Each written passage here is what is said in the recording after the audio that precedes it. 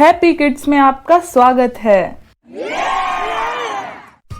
बहुत पुराने समय की बात है। एक गांव था जहां एक वृद्ध व्यक्ति गांव से थोड़ी दूर अपने खेतों के पास बने एक घर में अकेला रहता था।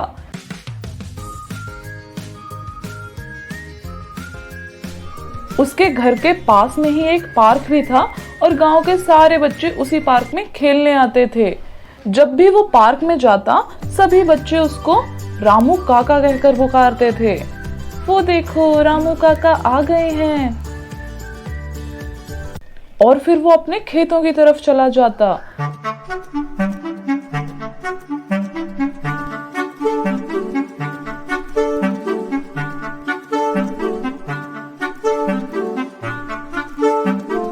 वो रोज अपने खेत में जाता, खेती करता,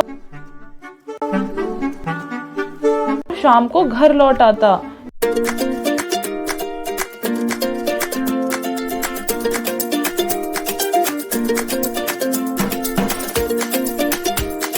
और फिर घर आके साफ सफाई करता।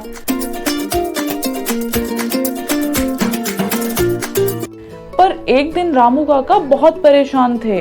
वो अपने घर में ही अपनी एक पुरानी घड़ी के बारे में सोच रहे थे।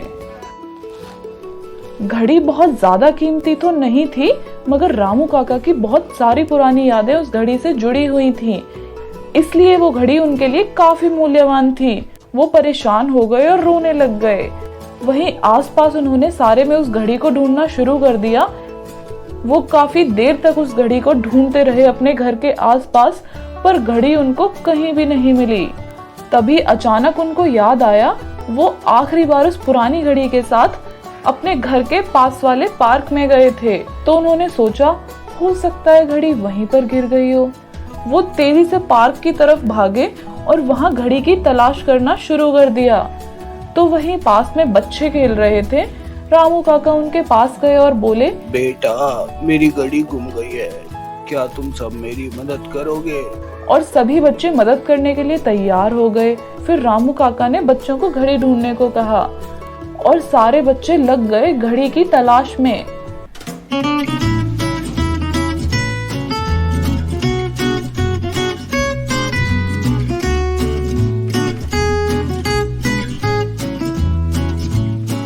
पर 1 घंटे तक ढूंढने के बाद भी किसी बच्चे को कुछ नहीं मिला और धीरे धीरे करके सभी बच्चे अपने घर की तरफ वापस चले गए।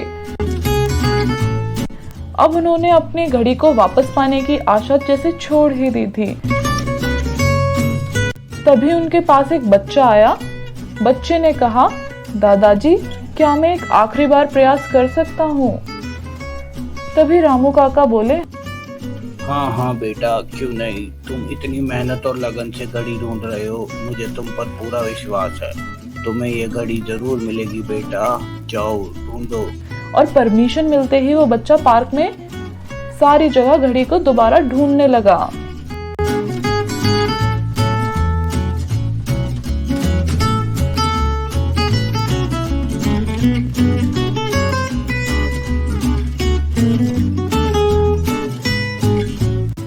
और कुछ मिनटों बाद ही वो अपने हाथ में वो पुरानी घड़ी लेकर लौट आया रामू काका के पास। उस घड़ी को वापस देखकर रामू काका खुश भी थे पर हैरान भी। उन्होंने उस बच्चे को धन्यवाद दिया और पूछा, बेटा तुमने ये चमत्कार कैसे किया? बच्चे ने बहुत सरलता से उत्तर दिया कि मैंने ज्यादा कुछ नहीं किया। मैं तो पार्क में जाकर शांति से बैठ गया और वहां शांत दिमाग से घड़ी की टिक टिक की आवाज सुनने लगा और मुझे पता चल गया कि आवाज कहाँ से आ रही है और ऐसे मुझे घड़ी मिल गई। तो दोस्तों, इस कहानी से हमें ये सीख मिलती है कि जब हमारे दिमाग में पहले से ही कई विचार हों तो हम जिस भी काम को करते हैं उसका रिजल्ट या फिर परिणाम हमें मिलने में बहुत मुश्किल होती है।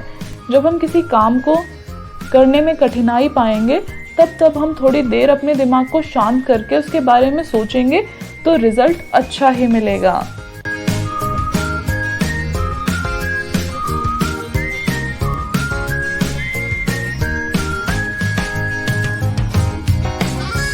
तो ऐसी ही और मोरल और मजेदार कहानियों के लिए हैप्पी किड्स को सब्सक्राइब जरूर कर लें।